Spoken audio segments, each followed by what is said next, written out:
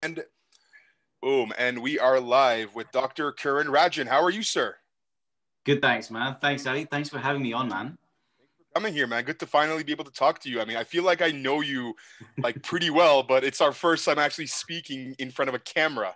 Yeah, I mean, we message loads on Instagram, and I've seen a ton of your amazing videos. And when I was just growing, I saw this guy, I was like, oh my God, I need to collab with this guy, and we still do as well. Absolutely, yeah. I mean, you're like honestly, out of every other doctor that I've seen, I haven't seen any doctor that does the content that you do. Like I love yours. I love your medical stories, the way you tell them, the way you keep the audience engaged the entire time. It's just remarkable. A lot of people can't do it like Yeah, you're doing it. And I just want to say something else. You're a full-time surgeon. That is a yeah. big time commitment, but you're also making videos on Instagram, on TikTok, on YouTube. I don't know how you do it, man. It is crazy. Thanks you, man. Thank you, man. But yeah, it can be a huge commitment, and I've definitely found myself being, more taken in by this stuff. But I think it's also coincided with lockdown, and with lockdown, at various points and social distancing, and people just generally being at home a bit more these days. I've got more time at home to kind of do this stuff, but it's still a big time commitment. And the point you made about other doctors, I mean, when I first came on TikTok. I first started in November of 2019. I opened an account then, but I was just a consumer. I just watched people like you, people, like Zach King, and actually Charlie D'Amelio was one of my first followers. Like, oh, well, I followed her. He wasn't my follower. He's never been my follower, but I followed her, and because she was just on the For You page, and I was just consuming all this amazing stuff, and it was all new to me. And then I slowly started posting some stuff. It was all rubbish, and then. Yeah, and then I saw some doctors on there already, and I was inspired by a few of them to think, hey, let me do some stuff as well. But the stuff I was seeing that other doctors were doing, they were dancing, around the hospital, doing like lip syncing videos in the kind of medical context and stuff like that. There was no doctor out there, and I'm sure some of them might who are watching this, they may say, no, I was, but I don't think that any doctor or healthcare professional on TikTok 6, 9 months ago was doing any education or informative stuff.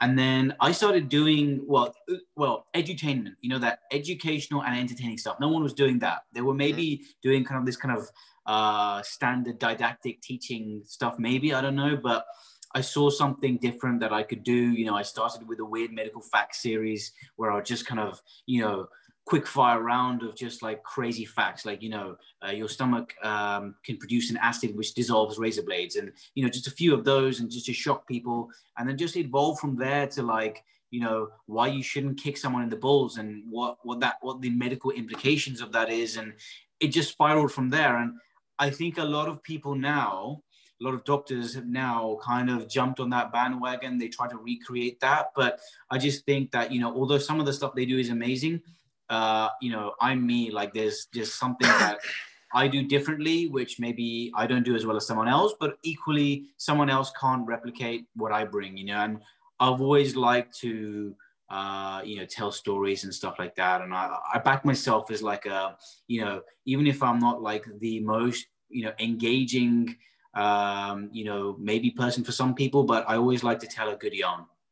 Absolutely. I mean, your stories, like they are very unique in the sense of what you were describing, in that no one really tells the medical stories you're able to tell. First of all, I mean, I myself, I wouldn't know the terms to use, like the terms you use. I'm like, man, this guy's like speaking in like 7, 8 different syllables, every single word he says. And a lot of people can't do what you're doing. But I'm curious to find out some of the stuff, like how did you become a doctor in the first place? Like, was that So in always terms your of goal?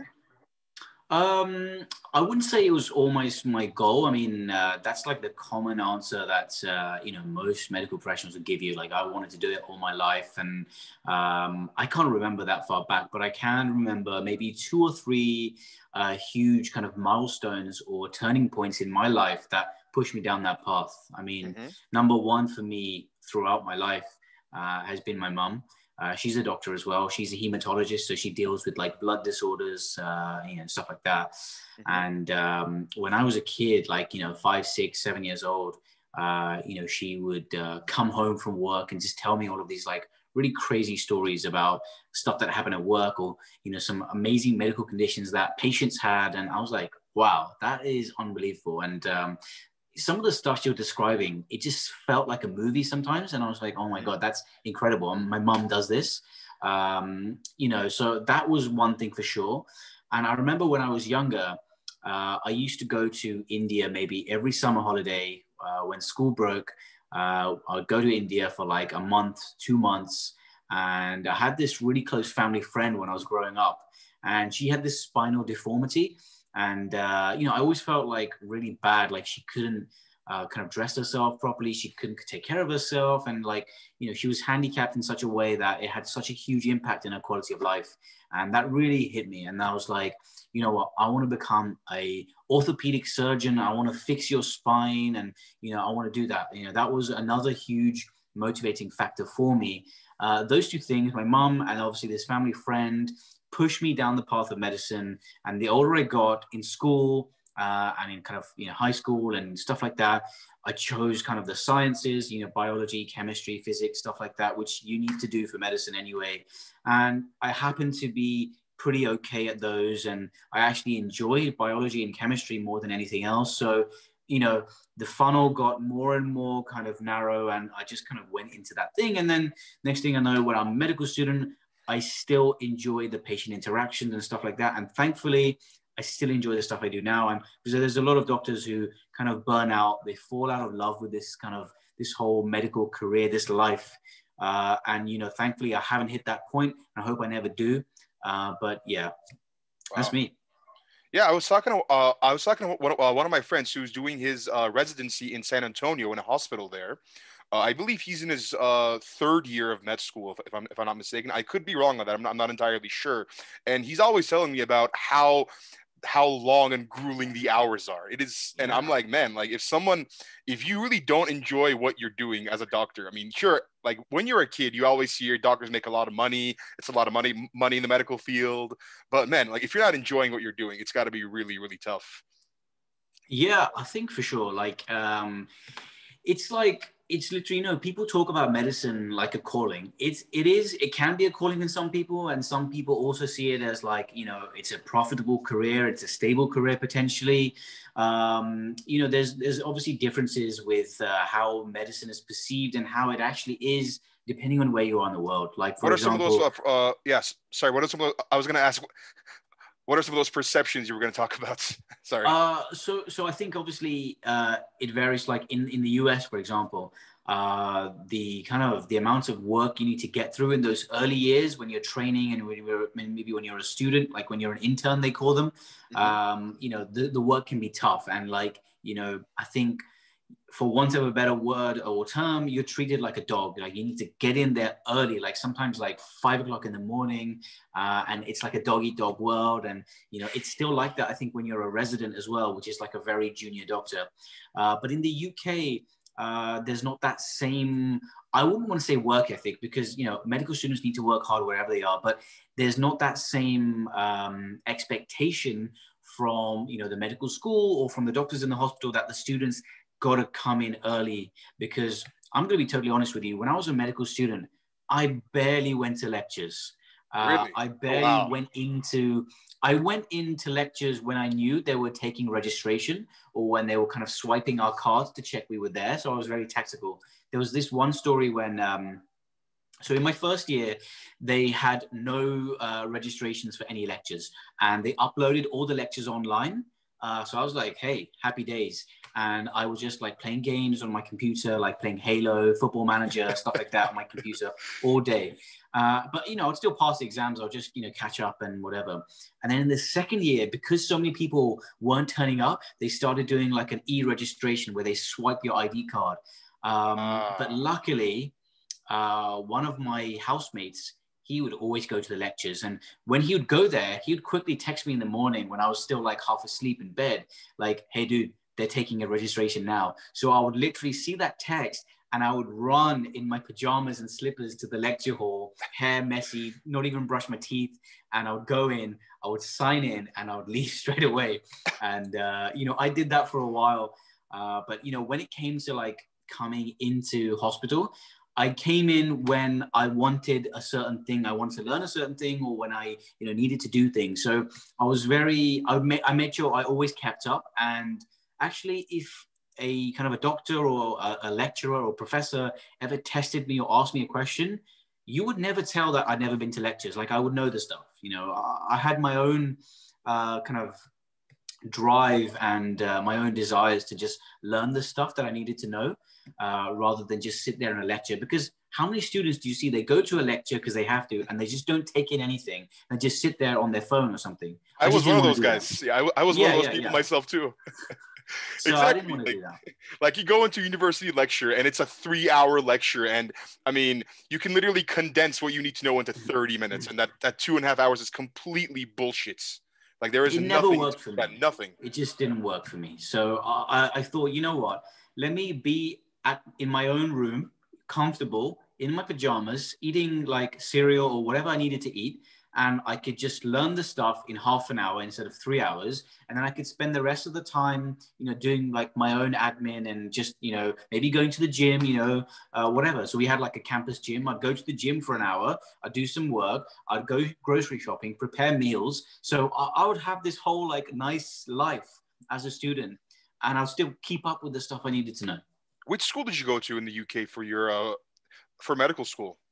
So I went to Imperial College London, which Imperial it's a pretty College? well-known university, and it's pretty good. It's bang in the center of London. So like I've got like the Natural History Museum, the Natural Science Museum. I've got all these amazing things like literally like on my doorstep of the campus, and it also had like a huge research drive. Like you know, like even one of the vaccines which have been developed for COVID is partly being researched by Imperial College. So Really? you know, it Wow. had a Is that the one with the Pfizer or the one that was like that was announced today?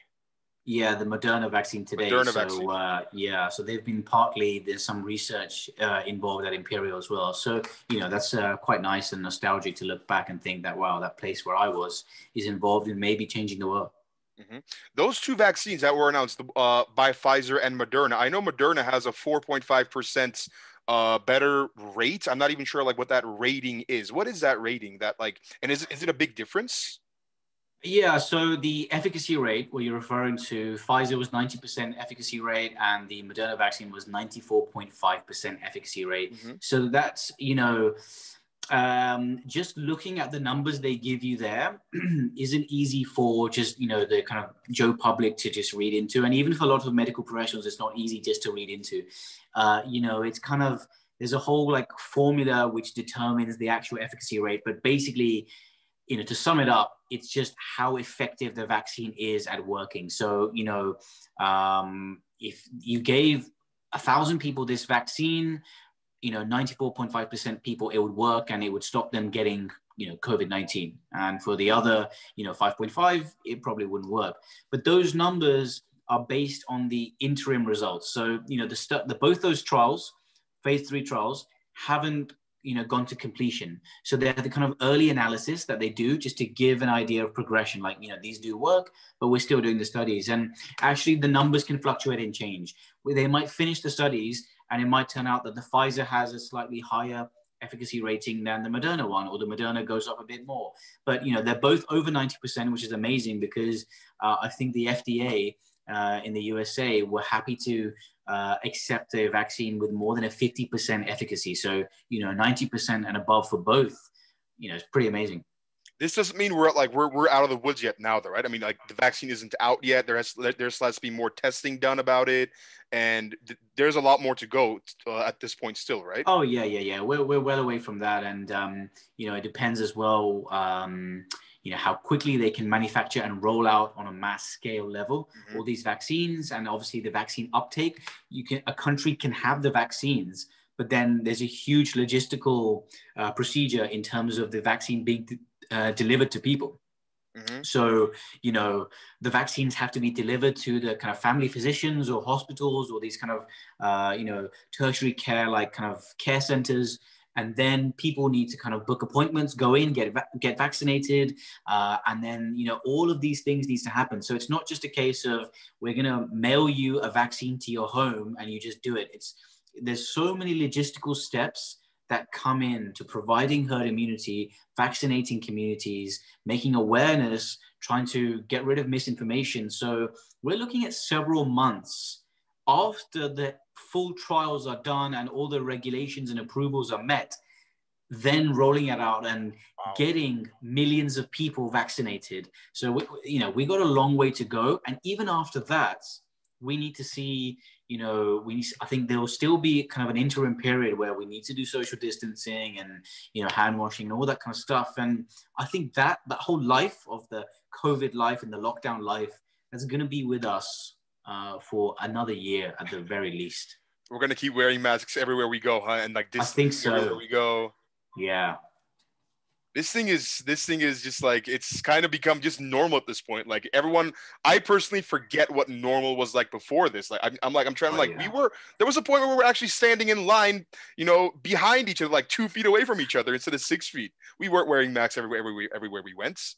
You know what? Like, I mean, for us, I think mostly in the Western world, this is completely dysregulated our routines. But in lots of East Asian countries, Japan, Korea, China, etc., it's a custom that when they are ill, they will wear masks on the street to protect others. That's been a tradition in those kind of societies and cultures for decades. That's a great tradition. I think it's great. And, it's kind of looking after the community as a whole, one for all and all for one kind of thing. In something that we should maybe think about developing. Like, if I've got a cold, maybe 2 years ago, if I've got a cold, I would stay at home. But, wearing masks if you're going outside is a good idea, so you don't spread the droplets. So I think that's a good idea too. Even going forward, once we're clear of COVID, that's something that we should think about. I agree. I mean, if you're sick and you don't want to get others sick, like just wear a mask when you go out, right? It's just that simple. Yeah. I mean, all the stuff like you see on the media, I mean, like people saying, oh, masks are like anti-maskers or whatever. Like these people, I'm like, it's not as rampant as they make it to be, first of all. And like those people who are anti-maskers who just don't believe in wearing masks and it's like a government hoax. I'm like, man, you guys don't know what you're talking about. And like, there's actually a very minimal percentage of people who think that way. Like many people actually wear a mask. They're happy to wear a mask. Yeah, I think what you said is right. I mean, those conspiracy theorists, they're often, there's a whole mindset behind that kind of cohort of people who are conspiracy theorists. And the same people who are anti-mask tend also to be kind of, anti-vaccine and this kind of stuff. It's like kind of this urban legend that's there. And I think it is a small percentage, but unfortunately, that small percentage of people tend to be the most vocal and also the most active on social media. So, I uploaded a video a while back about how it's another weird group of people talking about how 5G caused COVID. And I did a video busting the myths about that. And I went from kind of A to Z about why 5G has nothing to do with COVID, talking about how 5G actually was first rolled out in South Korea, but South Korea only got their first COVID case in January and COVID started in November. And, step by step, I broke it down. And that video kind of, did pretty well. But the comment section on that video was just like a dumpster fire full of, these kind of conspiracy theorists just stating like, hey, you're just a doctor. You're not a physicist. You're not a electrophysician. You don't know what you're talking about. And just kind of these really aggressive trolling comments from people. But that's why, rational, sensible people tend not to be as active as these kind of really hardcore conspiracy theorists. And there are so many out there and they're a tight-knit group. And when you've got a tight-knit group, that's carnage waiting to happen. That comment, it's like you're only a doctor, not a physicist, is like one of my favorite all-time comments already. I'm like, oh my God, this guy's like the level of stupidity on these platforms is sometimes absolutely dumbfounding. It is hilarious how dumb some people are. But you know what? I'm thankful for that because it shows and highlights the importance of me doing more videos where I debunk myths and demystify science and medicine and as well, that video led to me being involved in a documentary with the BBC where they did a documentary called 5G. I can't remember the exact name, but it was like 5G, the viral truth or something like that. And it was a documentary talking about why some people think 5G has something to do with COVID. And they actually interviewed some people who, were on the side of the conspiracy that, yeah, there is some link. And then they interviewed a physicist, and then they interviewed me as well in my house. So that was quite cool to do that. It was quite a good experience. So I'm thankful for those, those really aggressive, volatile, hateful comments, kind of debunking, my fact that 5G has nothing to do with COVID. It gives you an opportunity to talk about what's right instead of what's, debunking all this stuff. Exactly. Yeah. You're doing everyone a public service by debunking these myths, man. Absolutely. Yeah, it's fun, awesome. And it's, it helps as well. Something else I want to ask you. Well, you've been a doctor for how many years now? So 7 years. I'm going into 8. 7 years going to 8, and in those 8 years, you must have met some like crazy patients. I mean, you must have had all kinds of patients from all kinds of walks of life. Yeah, I mean, I just finished a weekend on call, 3 days, Friday, Saturday, Sunday, where I was working 12, 13-hour shifts each day. And just in those days, it was a busy 3 days, but not the busiest I've ever had. And just in those 3 days, I saw over 200 patients. So across 7, 8 years, we're talking tens of thousands of patients that I sort of come across. And, some of them tend to kind of stick in your mind a little bit more than others. The kind of ones where, especially as a surgeon, sometimes I see some pretty incredible stuff and pretty weird stuff and some frightening stuff as well. Like, one of the things I definitely remember was, a prisoner who had, put something up his back passage. He was not very clear on if he had done it himself or, whether someone else had done it. Snitches get stitches and all that. So maybe he didn't want to stitch. So his story was, a little bit kind of gray. I wasn't quite sure. But anyway, what wasn't gray or, and it was pretty black and white, literally, was his abdominal x-ray, which showed that he had something in his back passage. And, we had to take it out because what we normally do with, something that's in someone's back passage is we'd ask them to lie down in the fetal position and see if we can actually get it out while the patient's awake, and we try to fish it out. And if that's not possible, if it's really high up or if there's some other problems, they need to have surgery and they're kind of anesthetized and they're asleep. So they're kind of pelvic muscles relax and we can, yank it out when they're kind of relaxed in the operating room. And this guy, he was kind of obviously, when prisoners come to the hospital, they're in these really thick, like padlocks and chains. And they're usually chained to the prison officers as well. So they can't run away because, they've got like this big guy escorting them. This particular prisoner in question who'd come into hospital and that I'd seen, he was escorted by around, I think, 6 guards. Oh, wow. And each of his hands. Oh. Yeah, he was a big guy. And obviously, he was probably considered a high risk, which is why he had 6 people. And he was in these heavy chains. And each of his hands, he was kind of tied to one other kind of big, well-set, kind of muscly like prison officers. Anyway, as I approached him and started talking to him, one of the prisoners first said, "Hey, listen, I would not recommend you examine this guy's back passage or get anywhere near him because the last time he was in hospital, he tried to bite someone and he tried to, take a dump on someone as well." Take a dump on someone? What? Yeah. Oh my God. So, I was warned, so I didn't want to get anywhere near him. We just got him the x-ray and then we said, okay, we need to anesthetize you. Anyway, he agreed to have this done. He kind of, signed a consent form. And when he was in the anesthetic room, the anesthetists were about to put him to sleep, and he started getting really violent. And I think he almost headbutted one of the anesthetists. He kicked one of the assistants, and it took a lot for him to be sedated. And that was pretty wild. I remember that, and I was pretty scared. That's one of the few times I've actually been scared as a doctor because there was this, really guy who was intimidating physically and psychologically. And also, he had like a problem, like a surgical problem that needed treating. So that was one part of me, the doctor side of me thinking, every patient is equal and they need to be treated fairly. But there's also the kind of non-doctor side of me that was just scared for my own health and safety. So, Wow. you know, Were you guys able to get that thing out of his butt? yeah, we did. And, I remember as well, the funny thing is, so after it had been done, I went to the recovery area where patients go after an operation and just for a Hmm. bit of monitoring. I went to him and was like, okay, sir, the operation was successful, and yeah, you can go home now. And as soon as I said that, I was like, I really just told a prisoner he can go home now.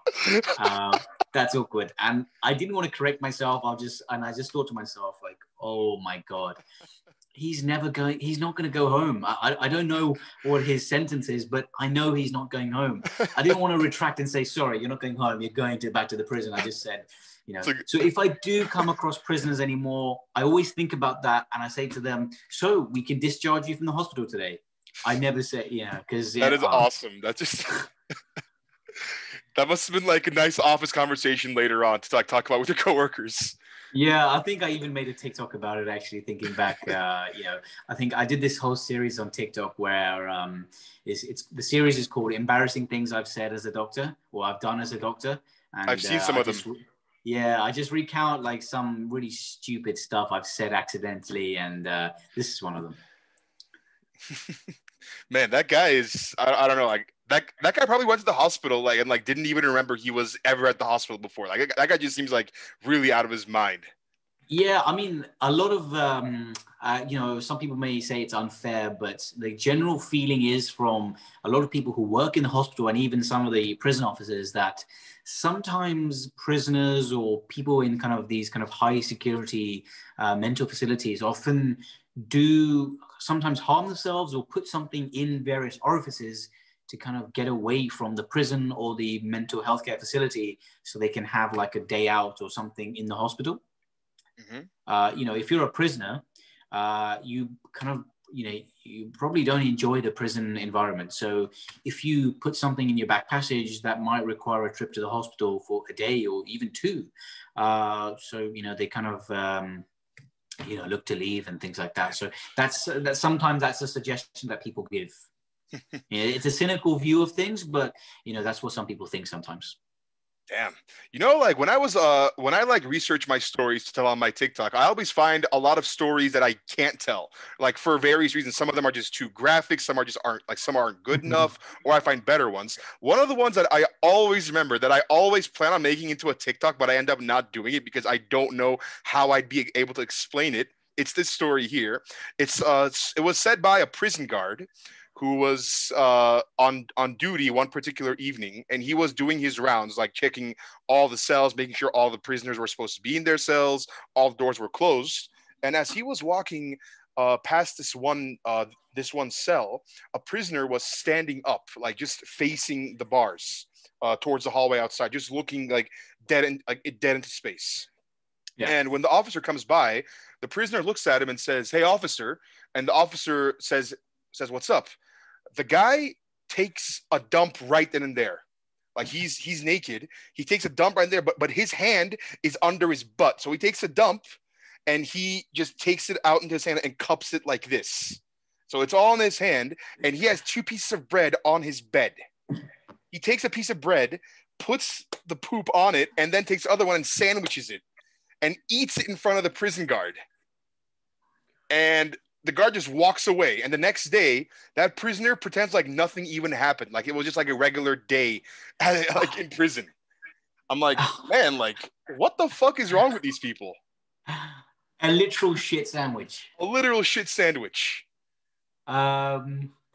Yeah, that's unbelievable. And I don't know. I'd be interested to see if you ever do make that TikTok, how it goes down. Honestly, I got a fear that it might go against the guidelines somehow because as well as I do, they just take down whatever, like sometimes for no apparent reason, just like take down videos. I don't know that this one it's kind of really, really weird. Like these people are just, some of them should be in like mental asylums instead of prison. Possibly, yeah. Man, something else I want to ask you is, since you've been on, what you said you first downloaded TikTok last year, like late last year, Yeah. right?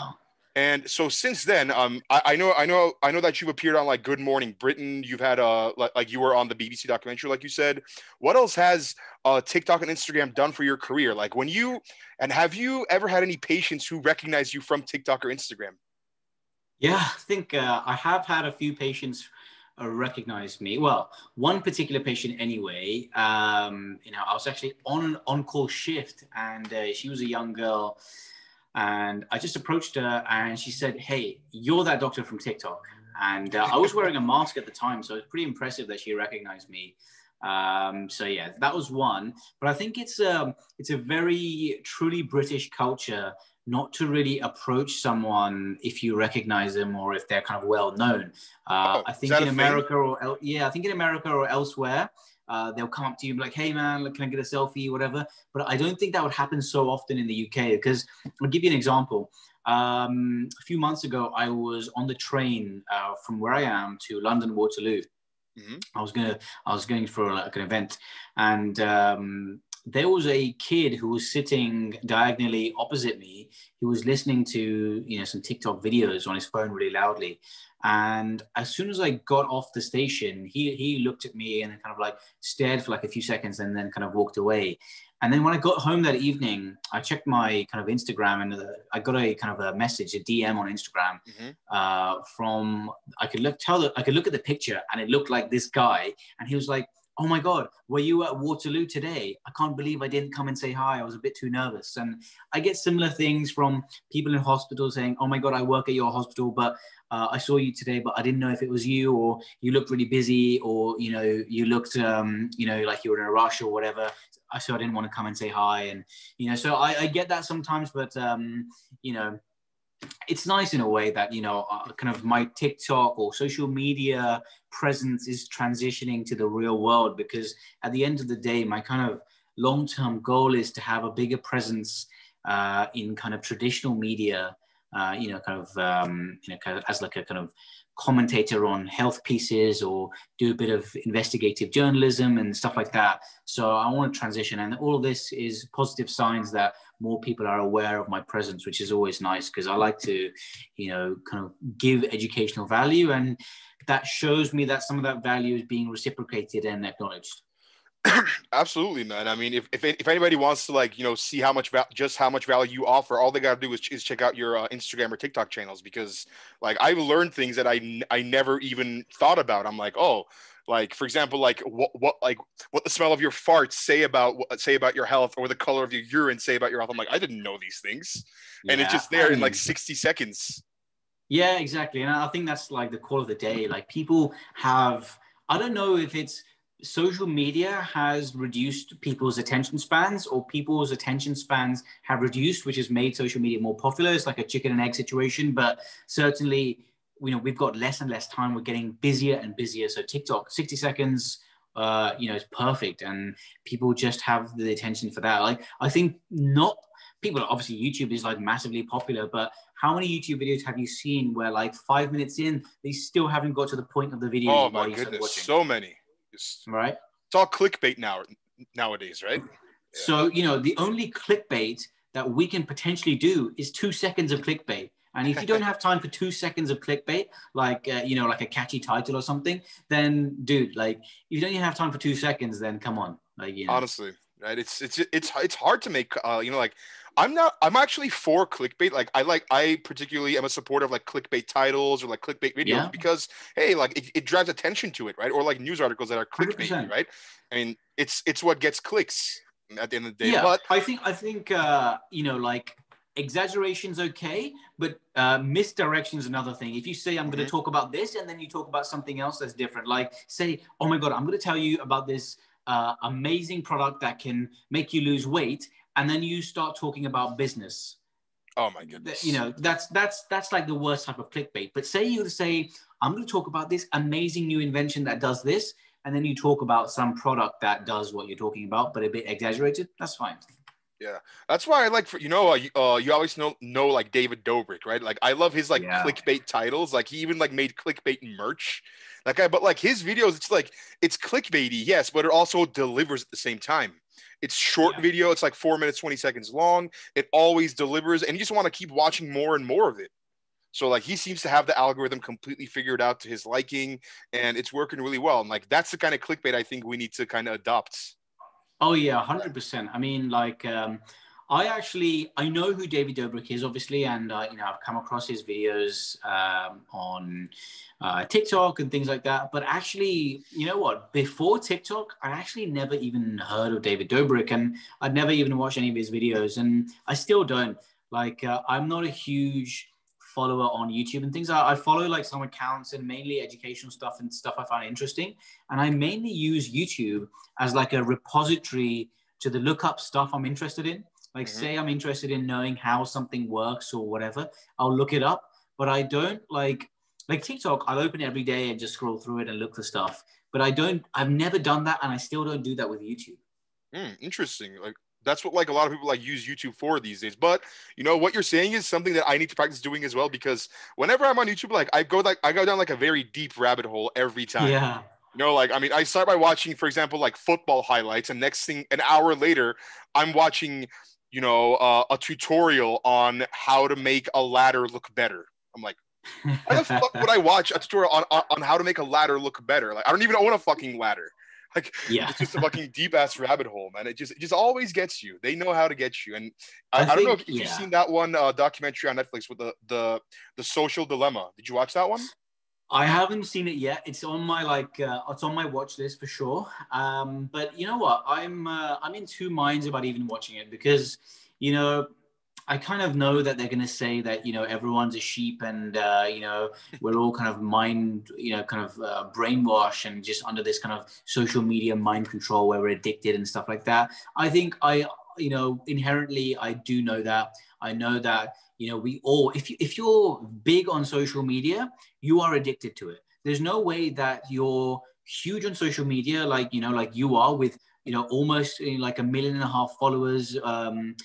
There's no way that you're not addicted, because by value of having millions of subscribers and that much engagement, you have to post consistently, you have to create and curate good content. That all takes time. So if anyone looked at your screen time analytics, it would be significantly more than just the average person who works at like a supermarket. And I think similarly, everyone, take it from Kevin Hart, The Rock, you, me, some mutual friends we have who are kind of big on social media. We're all addicted to social media, and the people who consume and follow us, most of them probably are addicted as well. And I think that's just it's new age news. Everything we watch is kind of news and stuff like that. So you wouldn't say that someone who watches BBC News or Good Morning America religiously every day, you wouldn't say they're addicted to media. People watch TV all the time. People don't talk about that, but you talk about people on their phones all the time. And you know what? I think it's good and bad. Like, I could give you a whole list of negative impacts of your phone from a mental and physical health point of view. From a mental health point of view, phones late into the night, scrolling on, Facebook, YouTube, and TikTok, you're not going to get sleep, and that kind of, rewires your body clock. And then if you don't sleep well, it has physical impacts on you and mental health impacts on you. And the same with if you don't get enough likes, you've probably experienced it. I know I have. If you don't get enough likes or views or followers, you feel bad, and That's you kind horrible, of man. feel Yeah. undervalued because you take that as like a personal thing. Like, I put out this content, which I think is amazing, but I'm not getting the love. And you feel bad, like someone's rejected you, right? Yeah. And similarly, physically, we're always stuck to our phones. So like our necks are always pointed down. And, we get this repetitive strain injury from constantly being on our phone. So yeah, there are physical and mental health impacts from social media and widespread phone and kind of mobile device usage. But I think the amount of value that kind of social media and this internet connectedness provides is unfathomable. How many people have you connected with? Like, just what we're doing now. Like, I consider you a friend. I've never met you. We've just connected online like that. That's one thing. And also from a global point of view, COVID and international collaborations with COVID and people dispersing and disseminating information about it. So how rapidly did we find out that COVID was starting to get really worrying when it was first declared in China, and it was that news spread all over the world, and how many people online are talking about vaccines and this and that and updates, and how many people get all this accurate information because of social media. And before, it would just be TV, and Before, you only had like a few channels to watch, and like whatever they told you, like usually believe them. You wouldn't ever need to fact check them. But now, and I always say this, like for example, I'll post a video on social media on or on TikTok or Instagram, and somebody will have a problem with what I'm saying. Like they'll say, "Oh, what you're saying is actually not true. What you're saying, it's like this, it's like that. Like what you're saying is actually false." Or some people will just like straight up believe 100% what I'm saying. I'm like, listen, like, don't believe what I'm saying exactly. Go and look it up yourself. Yeah. Just like research. Like Google is right there. I mean, it's not like I'm an expert on all the topics I make videos about. I just find it online. I say it's cool. I do my research. I make sure that it's at least somewhat reliable before I post it. But if you got a problem with what I'm saying, maybe you should go online and search it yourself to make sure and understand why it is reliable or why it isn't reliable. Yeah, 100%. I think, especially, that's even truer for like the shorter forms like, like TikTok. We've got 60 seconds max, all right, to make an informative, educational, entertaining video. And, how can you match? Like, so for example, you might do some kind of, crime-related video, right? Some crazy like murder or robbery or whatever that happened. You can't match in 60 seconds what like a 1 hour documentary is going to provide in terms of accuracy and value. But you can give like an amazing story that's captivating in 60 seconds. So someone goes and be like, hey, that was nuts. I want to go and watch something on YouTube about that thing now. That's what we want. It's like a hook to get people to do something else or educate themselves or inspire themselves or something. It's not you're not giving them like a full, thorough, meal. You can't. It's 60 seconds or, whatever. There's no way. Yeah. Like it's also something I feel like this is the platform where it's like Gen Z. It's a platform where like it really kind of defines Gen Z just because there's so much content out there, and it really is impossible to know exactly what is accurate and what's not without doing your own research on it. And like you said, it is a hook. At the end of the day, TikTok's a hook, and you got to get them to other platforms and to give them the full information they're looking to get.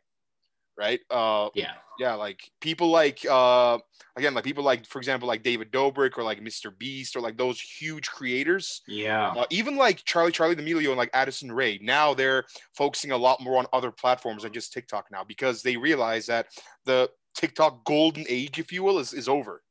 Right now, it's much harder. I agree with you on that. Like, bar a few people on TikTok who kind of suddenly blow up overnight because they just kind of completely do something brand new or unique. I think, that kind of age where you could just post anything and it could go kind of really crazy and your growth goes as well. And I think, we've made hay already when the sun was shining. And, even if growth is limited now for, such people, it doesn't matter because, you've got huge fan bases, which, and we're in that fortunate position where, some people in their entire like years in social media, they may never match, the kind of the followings that, you've got, for example, like a, 1.4, 1.5 million. That's a lot of people. Yeah, that's a lot of people. Like how many, imagine that's like, tens and hundreds of thousands of football stadiums full of people that have decided to follow you. That's crazy. When you put it like that in real world terms, that's crazy. That's honestly a great analogy. I actually have not heard that one before, and that's just like, imagine you just like sitting in, and imagine like, for example, you think you get a video that gets 50,000 views, and you think that sucks because you spent half an hour making the video and you got 50,000 views. You're like, oh my god, I was hoping for 200,000 or 300,000, but 50,000 again is a stadium full of people just watching you. That's so many people. That's a lot of eyes. And I think sometimes I need to tell myself that when I have a video that I consider a failure that maybe gets, 50, 60,000, I'm like, oh my God. But actually, let me bring myself down to the earth and just be a bit more humble about the whole process. That's amazing. And 6 months ago, if you told me a video of mine got 50,000 views, I would have been like, oh my God, yeah, hell yeah. So, I think I need to be a little bit philosophical about the whole thing. And, it is what it is. And if you put something else out, someone likes it, cool. If you put something else that you like and doesn't get the same love, whatever, you gotta It move is what on. it is, right? I mean, I also like feel like we always forget like how this all started, and like when it did start, like how excited we'd be over getting like 1,000 views on a video. Like we'd be like, oh my Yeah. God, 1,000 views, holy shit. Yeah. I remember those Yeah. moments. It was crazy. Like, Yeah. like those milestones, like those were just much more significant than they are now. Oh That yeah, was hell golden yeah. age. I Those mean were that good that was the times. golden age, and there'll be a new TikTok app. Something else comes out in a few years' There time, and always yeah, is. there always Yeah. will be. Like TikTok is not the end. Like in our lifetimes, we'll come across another 20 of these apps that keep coming up. They rise and fall. But I for sure think that TikTok is here to stay for the long term. And I think they've learned the lessons of other apps like Vine, which have fallen along the wayside, and they've constantly evolved and gone. And they've gone to TikTok have reached the pinnacle of like the kind of core apps that kind of are too big to fail now. I don't Hmm. think TikTok will ever fail. Yeah. And if anything, it's going to continue to grow and expand. But, I think, like you said before, it's important that you don't put all your, eggs in one basket. You need to broaden your kind of social media base: Instagram, Facebook, YouTube, LinkedIn, Twitter. So many different platforms, and some of them have completely different demographics. Like you can be 10 million on TikTok, but I don't think anyone on LinkedIn wants to maybe watch a 16-year-old girl who dances. They don't want to know, the They don't LinkedIn care. crowd, yeah, the Twitter crowd doesn't care. The LinkedIn crowd doesn't care. And some of the Facebook crowd won't care, because Facebook, we traditionally think of like, kind of, older generation, kind of 40 plus, 30 plus, maybe. Hmm. So, they have different likes and tastes as well. So you need to be, kind of a little bit different on each platform as well, which is why I try to do something a little bit different on my YouTube, a little bit different on my Instagram, because you're catering for different audiences and tastes, actually. I fully agree. Yeah, it's like the people who like post, like for example, the, the people who like make a TikTok and they post that exact TikTok on their Instagram. I'm like, it's not gonna grow. Like you'll have your maybe the same followers from TikTok, but like it's not gonna be anything better. Yeah. And it's just even slightly different. Like even a selfie, with like some kind of a caption is always, in my opinion, works better than like posting the same content you posted onto some other 100%. platform, right? Definitely. And something else I wanted to ask you actually, like we were talking a lot about medical stuff and like a lot Mm. about a lot about like younger people like on TikTok instead of opposed to like being on LinkedIn and Facebook. What are some of the like I shouldn't say some of, but like what is the advice you would give to somebody who is looking to be go into the medical field or become a surgeon? So advice I would give, it's a question I get a lot of the time. Hmm. How do I get into medicine, or how can I be a surgeon, or whatever? And everything starts with medical school. You can't be a surgeon or be a cardiologist or whatever you want to be unless you go to medical school. And the journey to get to medical school, I always tell them, like, there's certain things you need to have on your CV or your portfolio. Obviously you need to have good grades. Most medical schools are pretty competitive, and they require kind of, they take the very best of candidates, who've got like, straight A's in like the sciences or whatever. And, but generally nowadays, medical school applicants, they need to be well-rounded. Like, you need to have some charity work on your CV. Like, you've worked with, maybe Médecins Sans Frontières, or maybe you've worked with some local charity or something like that, or you volunteered at like an elderly care home.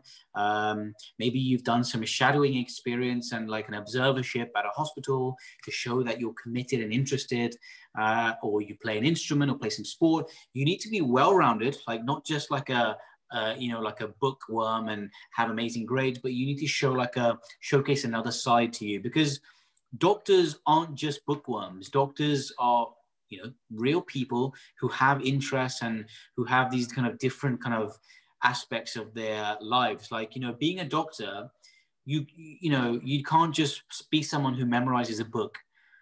One of the important things about being a doctor or a surgeon, as a doctor, you need to be both a leader, to make critical decisions in an emergency. If a patient is dying in front of your eyes, you need to suddenly be that guy or that girl who's like, yes, I'm going to take charge of the situation. I'm going to lead this team through this, and I'm going to save this patient's life, or just kind of somehow make this patient better. You need to be both a leader and a team player, because you might be one of the team players, who's kind of listening to the team leader's orders. If you're a junior doctor and you need to, work with the team, because you're constantly working with different specialties, nurses, physios, all these different specialties within the hospital. So leader, team player, and you also need to have this empathy, listening, hardworking, reliability. Like, you can't be a doctor coming in late, leaving early. You need to be there, well, whatever the patient needs. So there's so many different facets and aspects to your personality you need to have, that's why medical schools tend to look at these candidates who are pretty well-rounded. Because, say like you're an amazing, a soccer player, a football player, by value of you being a good player, you probably have good team working skills, good decision-making skills, things like that. And those are all personality aspects which will go great for being a doctor. So I would tell people aspiring to do some charity work, do some observe or shadow at a hospital to see if that's what you want to do. And also, cultivate other interests as well.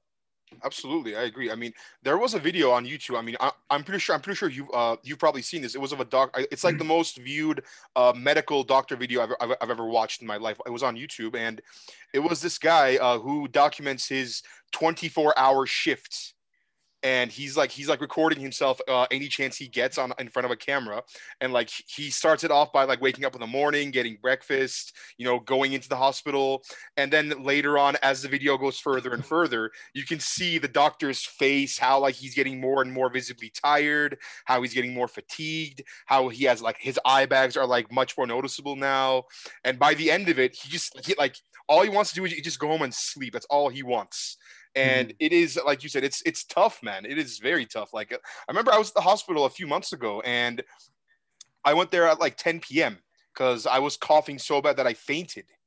And I'm like, I don't know what's going on, and I should go to the hospital, like get checked out. And in Canada, I mean, I shouldn't say in Canada, I should say everywhere except the US, every first country, we have free healthcare, which is great. Yeah. Oh, yeah. And like when I went in there, this guy, there was like probably, I want to say 35 to 40 patients waiting in the waiting room.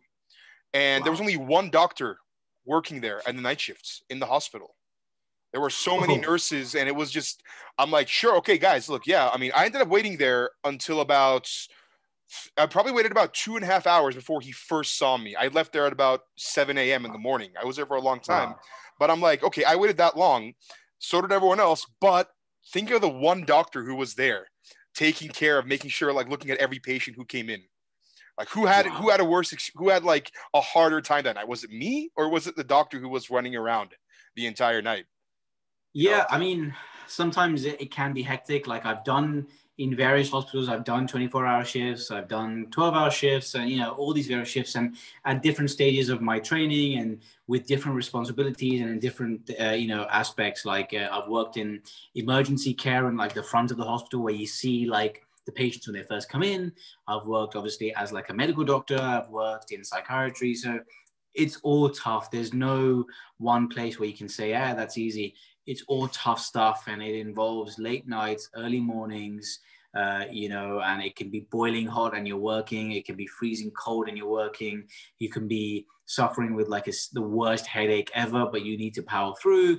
You could be running on like 1 hour sleep. You could be running on like a super full bladder, but you don't have time to go pee, or you could be starving and you've not eaten anything, no time for a lunch break. You go through like a range of physical and mental extremes. And, I have the utmost respect for doctors and, everyone, nurses, doctors, anyone who works in a hospital can have a tough time. And, I think I've been through all of that, and I'm sure I've got many more years of going through some of that, hopefully less the more senior I get. But the one thing I will say is, sometimes I wish that some patients could, just step in a healthcare worker's shoe just for like, an hour of a shift. And sometimes when, they get frustrated or angry and they kind of project that frustration and anger and disappointment towards a healthcare worker in a negative way, I just sometimes wish they could have an appreciation for those kind of extremes that we go to and why. It's not like because, that doctor or nurse is sleeping somewhere, which is why they're not seeing you. It's because, they're run off their feet and they're mentally and physically exhausted. Is there like a pet peeve you have, like when it comes to patients who treat doctors as like a certain way? I mean, yeah, for sure. Like, I won't lie. I've experienced prejudice, racism, by both other doctors and patients. And, I don't think there's any room for that in this day ever, especially in this day and age. We're a multicultural society, and I fully I've agree. experienced Yeah. that. And, sometimes almost borderline verbal and sometimes trying almost physical aggression if it got that far, but it never has so far. But, I think rather than a pet peeve, I would just say like, I wouldn't condone that at all. And I think there's just literally no room for that kind of stuff. And even though that happens, I still, have this underlying, I just have to do my job and I have to make sure the patient is safe. I may not, enjoy the feelings I'm receiving from the patient, but I will still do my job at the end of the day, and I will, make sure the patient is safe. I will do the best I can. Whether a patient is amazing with me and I have an amazing rapport and connection with patients, as thankfully I do with most of my patients, or whether the patient just hates me and just is a bigot, I will still treat both of them, the same way. But just I might have a better conversation with one rather than the other. Well, at the end, no matter how they feel, they're going to walk out of there thanking you because you're essentially helping them get better in their recovery, no matter what it might be. Right? I hope so. Yeah, I hope so. What is one of like the most difficult surgeries you've had to perform? It's a good question. I think my kind of threshold and expectations and how I deal with things has changed as I've gone through my training and the more experience I've got. But I would say, to date, one of the most kind of toughest in both a physical and mental point of view, the surgeries I've had, this elderly patient had come in with a blockage of their bowel. So they hadn't been going to the toilet or anything. And the blockage was because of scar tissue from previous surgery and also just widespread cancer. And they were old, but not so old that we were thinking they wouldn't be fit enough for surgery at all. And we wanted to do a procedure and just bring out a stoma so we could just bypass all the cancer and the blockage and at least, give them like some degree of, life quality, some modicum of life that we could offer them. And that operation took over 10 hours. Man. And I remember we started the surgery. I scrubbed up with my boss at the time. This was actually a year and a half ago. I scrubbed up around 11 o'clock in the morning. I just finished the morning rounds with the boss. I'd seen a couple of patients in the emergency room. And, I just had like some water to drink. And I had a feeling that this surgery is going to be a few hours. I thought maybe 4 or 5 hours. So, I went to the toilet and emptied my bladder. And that's a key. And I got scrubbed in at 11 a.m., around 11 a.m. And the next thing I know, we're like from 4 or 5 hours in, it's 3, 4 o'clock. We hadn't even basically got started yet. And then it's 7 o'clock, it's 8 o'clock. 8 o'clock, my shift finishes. I'm still there. And my boss says, listen, I know it's 8 o'clock. I know your shift is done, but I would like you to stay because you've been through me with this and I trust you to be here with me. And you can't say no to that. This is my boss and this is my mentor who I like, who I actually had a really great personal relationship with. And I was also invested in this case. Like I'd been with him throughout. I was assisting him throughout. I was doing, parts of the operation as well. And I thought, whatever, it is what it is. I had to wake up the next day at 6 a.m. and it was 11 p.m. I'd been operating for almost 12 hours. And so, there was a case that maybe I shouldn't be doing any more of this because I need to be fresh for the next shift. But it was tough, because at every point during that operation, we were like, oh my God, have we done the right thing? Are we doing this the right way? So mentally it was taxing, and physically as well. Thirsty, my bladder was about to burst. I was hungry. I was physically tired, and my concentration was good. It naturally will go. 12 hours Mhm. staring at someone's intestines, Man, I mean, I would So want to yeah. spend 12 seconds staring at someone's intestines, but you spent 12 hours doing it, man. That is, what Oh was the man. first thing you did once that surgery was over? I went to the toilet and went for a piss. That must felt amazing. Just there, like, oh my goodness. Oh yeah, some of those, like, there's something that just doesn't beat, and sometimes emptying like a super stretched bladder, like after you've got off a long train journey or something like that. You come to your home and you make a beeline straight for the toilet, and you're just like, this is just heaven. It is the best feeling ever. Yeah. 100%. Yeah. As weird as it might be, it really is, and no one can deny that. I don't care who you are. I don't care if you're the president. I don't care if you're like chair of like an ethics corporation. 100% that is true. And you know what? I just love how that simple fact just will just tie everyone in the world together. Everyone knows that feeling. Whether, like you said, whether you're the president, the Dalai Lama, or anyone, that's one of the That best is feelings in the world. 100%. It's all right. So Karan, we are coming up here towards the end of this podcast. I want to thank you for being here, man. I really really appreciate it. I learned a lot today from you. I appreciate you taking your time to be here. Is there anything you'd like to say to the guests who are listening? No, just, it was really fun talking to you. And yeah, thanks for having me on. And hopefully, once I set up my podcast, I can get you on. Absolutely, man. I will be there. I cannot wait for it. Yeah, guys. Doctor, Dr. Karan is on Instagram, on TikTok, on YouTube. Make sure to go follow him at Dr. Karan Rajan. He is one of the best medical practitioners on these platforms. Very, very Thank you, man. helpful. Offers a lot of advice for any kind of problems you have medically. So make sure to go and follow him. And so, Doctor, I want to thank you again for being here. Hope you have a great night. I know it's nighttime where you are in the UK. Yeah. Yes, it is just about 3:30 p.m. here, my time. Wow. Yeah. It's around, yeah, just after 10 here. So I'm going to have some dinner. I might appreciate it, eh? Thank you very much. Thanks, Ali, man. Chat to you soon. Absolutely.